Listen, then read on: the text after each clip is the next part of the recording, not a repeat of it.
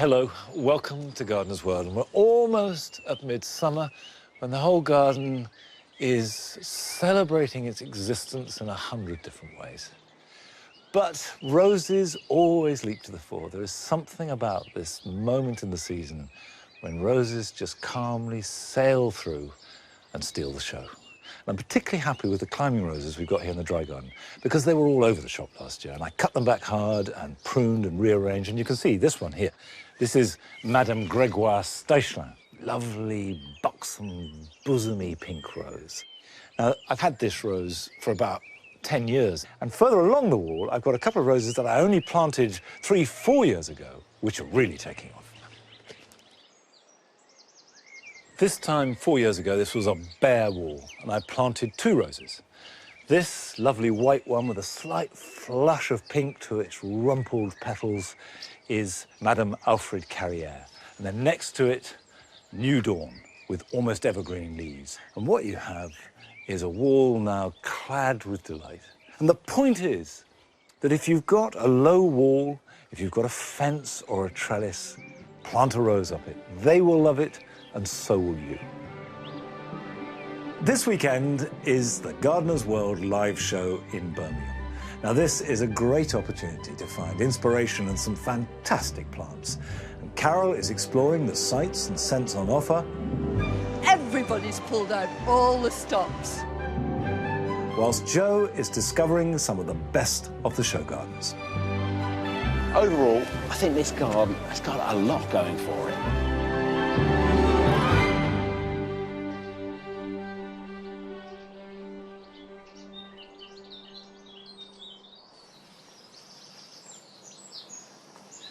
This shuttlecock fern, Matutia struthriopteris, is really loving its position by the pond. And I'm really loving it too. It looks fantastic, but there's too much of it. And it's shading out the other plants that would also be at home here and would also add to the mix and look good. And you can see that we've got a few primulas coming through here, but I did plant about 30 or 40 a couple of years ago, and hardly any have survived because they've been overshadowed. They literally haven't been able to get a look in. So I want to reduce the number of ferns, but not lose the effect of these fabulous shuttlecock fronds. But one of the good things about ferns is ferns are something that can be moved in the middle of summer. So I'm going to move some of them now. Now you can see what looks like one large fern there is in fact made out of a number of smaller ones. So we've got 1, 2, 3, 4 plants in this space. Like most ferns, Matutia has shallow roots, and in fact it spreads by stolons, which are surface, fleshy roots that go along and then they'll throw up another plant. So what I do need to do is get out as big a root ball as I can.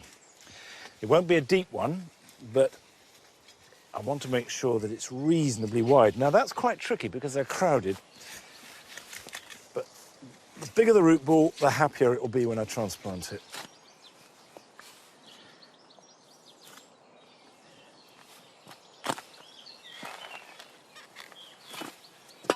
That's the sort of thing you're looking for.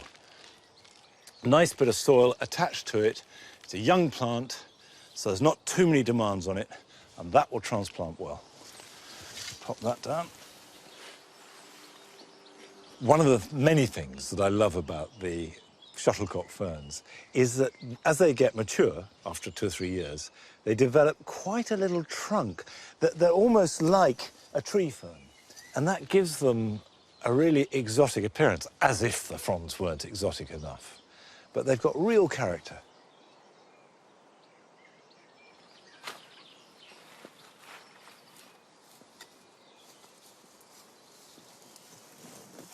That's a nice root ball too. You can just see that the trunky bit is starting to grow, and that will become about 6 inches tall on a mature one.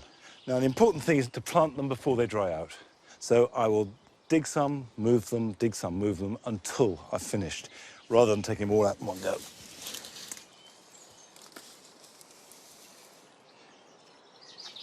Now, I've got some empty ground here that I want to add the ferns to.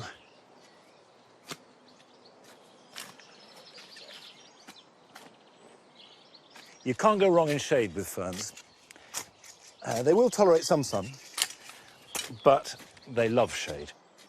What I am going to do is add a little bit of compost and leaf mould to give it a bit of a start in life and also to ensure that the moisture is retained. Organic matter will help that.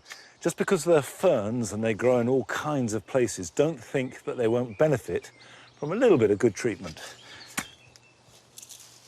And then the important thing is not to plant them too deep. No deeper than the soil line that's there. And if you're in any doubt, better to go a little bit too shallow than too deep. That's perfect.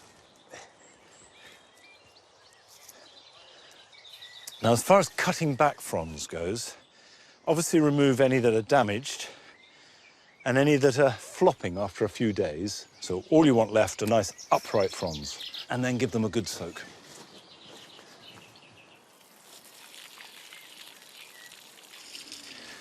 Obviously, it is important that you water them in really well. You've got a lot of green fronds to support, and you're putting a huge strain on the roots if you don't water them.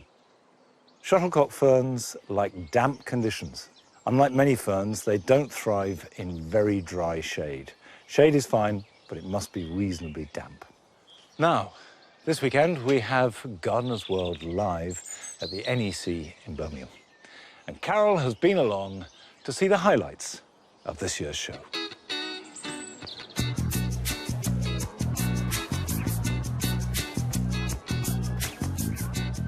How about this for a real showstopper?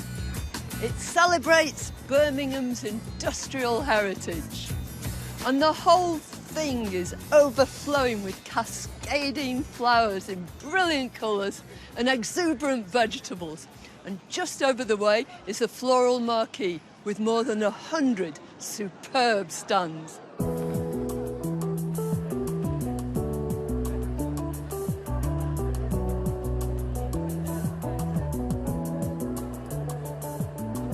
At this year's show, for the very first time, they've got a rose festival. It's time to coincide with the moment at which roses reach their very pinnacle. Everybody has a favourite rose, and here's one that means a lot to me. This is Rosa New Dawn, and I can remember it in our backyard outside Manchester, climbing up a blackened fence on the way to the coal shed. It's got perfect buds and gorgeous flowers when they open up, and it's got strong growth and really glossy foliage. If you're going to choose one climbing rose, why not that one?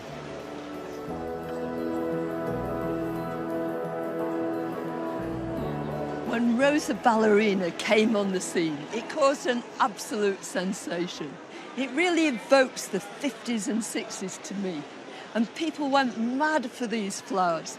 This was like a wild rose, like Rosa canina, our dog rose, but they could have it in their own gardens. Just look at this gorgeous creature. This is for your eyes only. It was only released last year. And for years and years, people have been trying to put this lovely dark centre into a single rose. It's inherited from a rough, weedy rose from the Middle East called Rosa persica. And what a success story it is. It's got these gorgeous apricot-y flowers, and I just love the way the colour fades on this. There's something very romantic, very poetic about it. Now, at one time, everybody used to grow their roses in splendid isolation in specially designated rose beds. But roses are sociable creatures, and this stand really demonstrates what good neighbours they make. How about it in association with this Acer? This is palmatum. It's got these very fine, fine leaves. Looks gorgeous in amongst the blooms of the rose. And then on into this catinus, which is just the opposite. Big, solid, bronzy leaves, but picking up the colour from that rose. Absolutely lovely.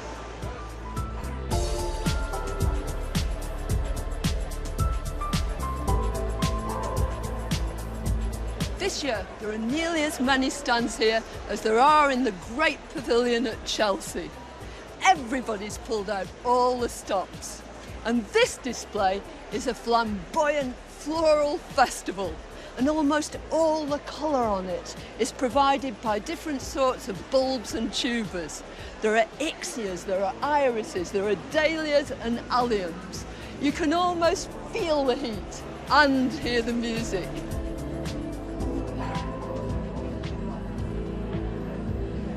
There are some plants here that simply stop you in your tracks. You're gazing across a crowded room, or in this case, a crowded garden. And suddenly, something takes your eye. It's irresistible. You can't look away. In this case, it's this gorgeous dahlia. It's called Christopher Taylor, and I've fallen for him in a big way.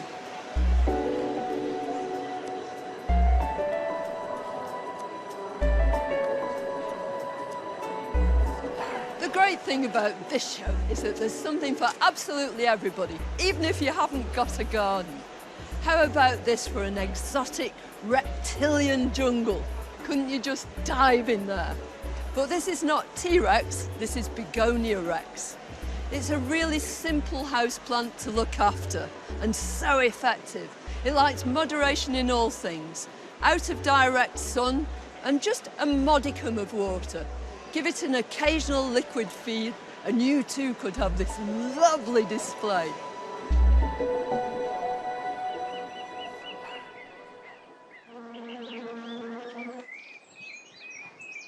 We shall be returning to the NEC and Gardeners World Live when Joe has a look at the show gardens.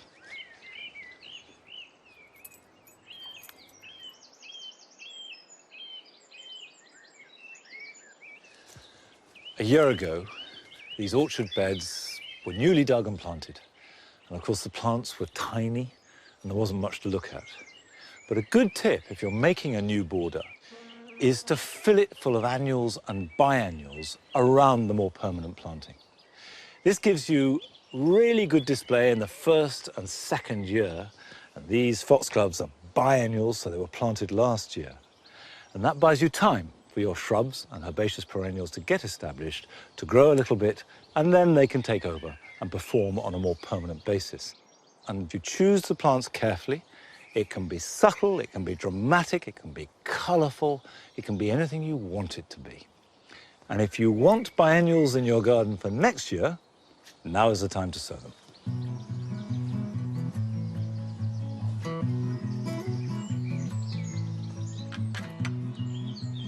Come on.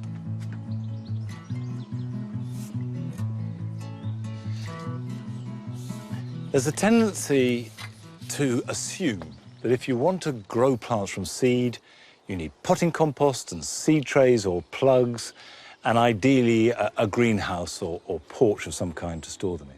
It's not the case. When I was a child, an awful lot of seeds were grown on outdoor seed beds. You do need a patch of ground that has been thoroughly weeded and raked as fine as you can. So what you need to do is just rake off all stones and big knobbly bits of soil. And actually this has been dug and had some compost added to it. You do want really nice soil to get the seedlings off. And the great advantage of raising seedlings in soil as opposed to potting compost is your own soil life and bacteria will be very particular, so that every single plant will be beautifully adapted to your garden. Now, biennials like foxgloves or wallflowers, sweet williams, that germinate from late spring to midsummer, grow small plants, they then overwinter, and the following spring they start to grow again and become larger plants with flowers. These flowers then set seed, the parent plant dies back, and the whole cycle starts again. I've prepared the ground and just need to make a narrow drill, and in fact I'm going to make two, there and there. You want a sunny spot, if you can, because seedlings need sun. If your soil is very free draining, or if it's very dry, it's a good idea to water the ground before you put in the seeds. This soil at Longmeadow is never very dry. There's always enough moisture in it. This is wallflower primrose bedder. Lovely pale yellow flowers, and of course with the intensity of scent of all wallflowers. And as with all seeds, so thinly. Wallflowers tend to be used for mass effect, so you need to have a good quantity, and it's so much cheaper to grow those from seed. Right, we'll cover that over. That will give me plenty of primrose bedder, but I also want to sow some more foxgloves. In fact, what I've got here are white foxgloves, and if you collect the seed of your own white foxgloves, they don't always come true. So it's a good idea to sow fresh seed that are guaranteed to be white every year. Foxglove seeds are minute, but the important thing is don't bury them too deep. Remember, these fall to the ground. They practically lie on the surface, and if they're covered over, it's only through worm action and falling leaves and one thing and another. So you don't need a great big furrow to bury them in. Just a line, a fingertip line in the soil. And I put them in my hand. They are absolutely like dust. A tiny pinch will be enough for a whole row.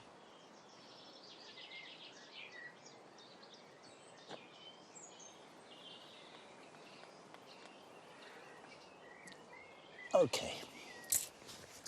Next, water.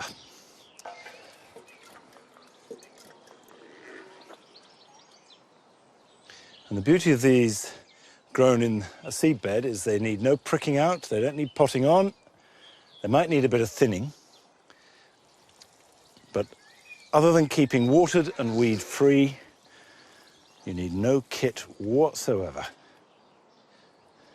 Now, whatever kind of garden you have and whatever plants you grow, you can always get inspiration from visiting flower shows and looking at show gardens. And Joe is at Gardeners World Live, picking the best of this year's batch of show gardens.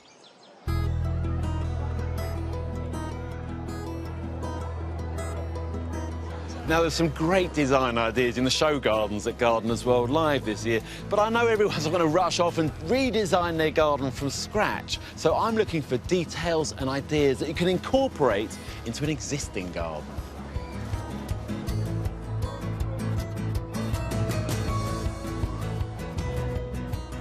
Now, at first glance, this garden, Eton Shelter, looks like a classic contemporary outdoor room. So we've got our standing barbecue, of course. It's pretty cool, that, and a pizza oven. What more do you want?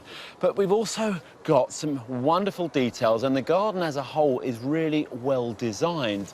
So we've got these rusty structures which give a sense of security and privacy, which is the intention in a city garden.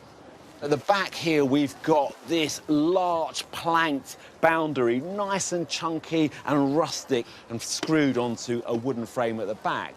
But on the other boundaries, we've got something altogether very different, much more detailed. Now, this is a plastic resin, and actually it's very long-lasting. But what I like about it is it's very dark. Don't be scared to put black boundaries in your fence. It shows off the planting nicely. But also, they've made space for these, well, these sort of bug hotels that are also pieces of art. They're a habitat for loads of insects and overwintering bugs, and they look great.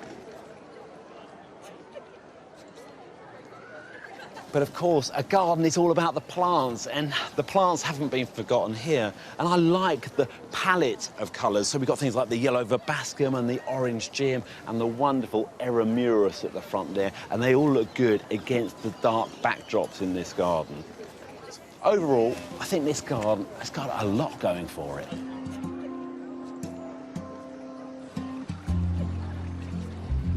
The Urban Nature Garden was awarded a Silver Merit. It has two distinct areas, and my favourite bit is towards the back, where wildflower turf containing about 30 different species has been used. And it shows that you can do something really valuable for wildlife, even in the tiniest of spaces. When designing with plants, think about how you can bring a scheme together. Here on the Urban Retreat Garden, purple is nicely woven throughout, from the copper beech highlights in the hedge to the cotinus and the cercis. The plummy throats of the foxgloves and herbaceous plants all play their part too. This garden was awarded a Silver Merit. This garden's got some space-saving ideas. So we've got a fold-up barbecue, we've got a table that lifts up into the pergola and leaves a free space underneath so you can do something like yoga or whatever you fancy underneath there.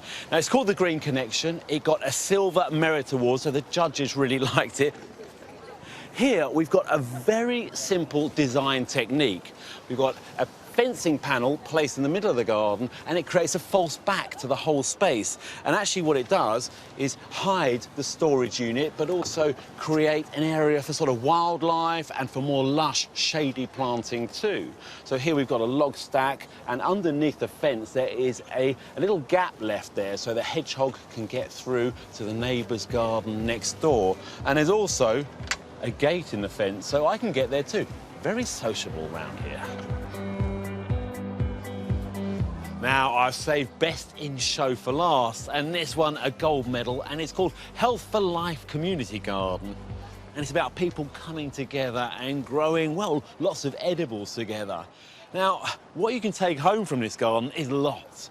It's all about growing in raised beds, and I'm always asked about raised beds. How high should they be? How wide should they be? What should they be made of? Well, here they're made of every single material, pretty much anything you can get your hands on.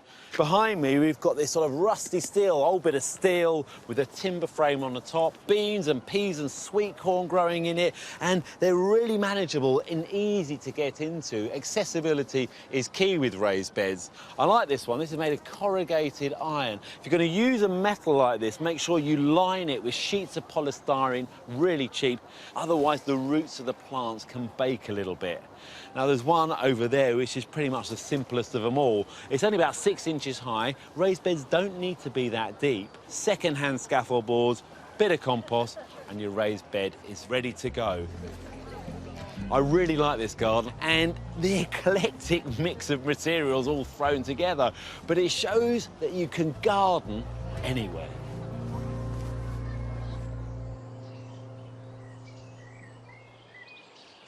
The show continues till Sunday night, so if you want details about tickets and any other aspect of Gardeners World Live, go to our website and you can find all the facts you need there. And I shall be there on Sunday, as will Joe, so come and join us.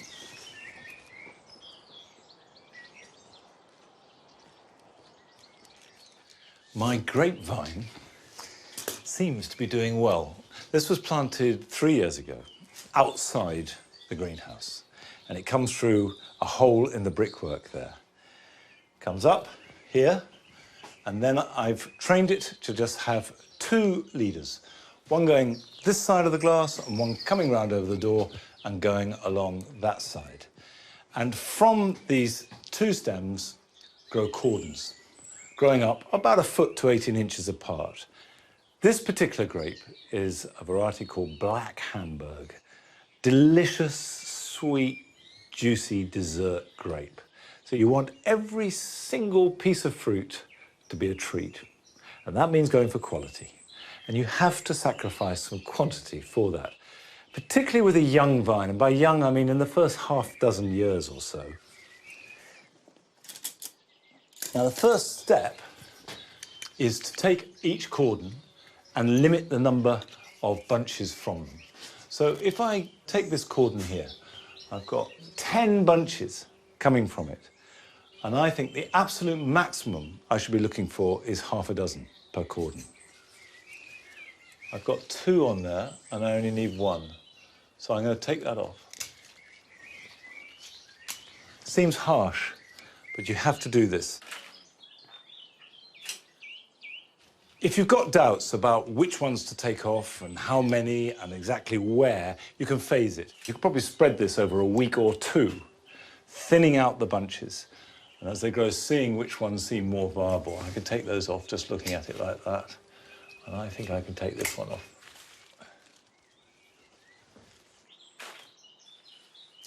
Now, once you've thinned out the bunches.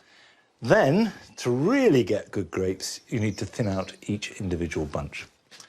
And that is slow, laborious, and pernickety. And not really my kind of thing, but it does help, it really does. And you do need a pair of pointy scissors. These are hair cutting scissors, used to cut my hair on the rare occasions when it happens. But they work well. So if you take a bunch like this, and also take your glasses so you can see what you're doing, what I need to do is thin the bunch. And there's no way around it, but just to do it individually. And ideally, every grape will be in an open space. Get inside the bunch. So you cut off the ones nearest the stem. The more room each grape has, the bigger it will grow and the juicier it will be. Now, nobody is going to sit and do this all day long, starting at one end and finish, unless they have the patience of a saint. But do this just for 5 minutes a day for, say, 2 weeks. And you'd work your way through, and that would really make a difference to the end product come August, September, October.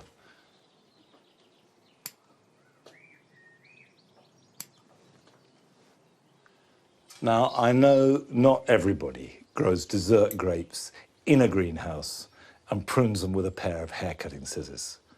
But here are jobs that everybody can do this weekend.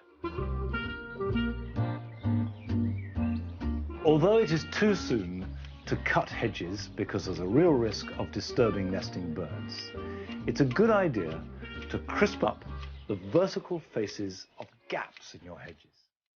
This adds a sharpness and freshness to the whole garden.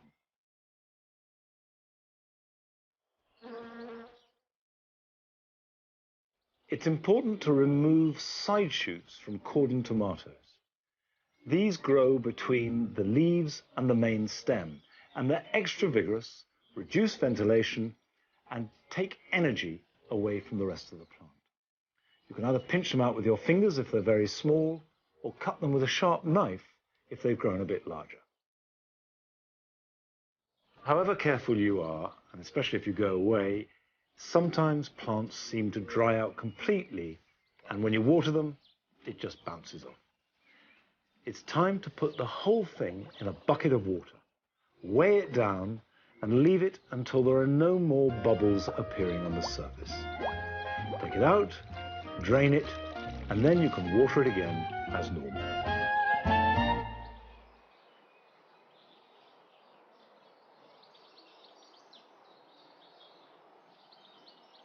At last, Nellie has deigned to join Nigel and I. We set out this morning into the garden, then she went and disappeared, and she's exhausted now. And the white garden is at its best at this time of year because it's fizzing and frothing with a kind of white electric energy. And actually, it looks at its very best by moonlight. Although on Monday, we've got less moonlight than any other time of the year because it's the summer solstice, the longest day, which is a good place to end today's programme. We shan't be here next week, but I'll see you back here at Longmeadow in a fortnight's time. Till then, bye-bye.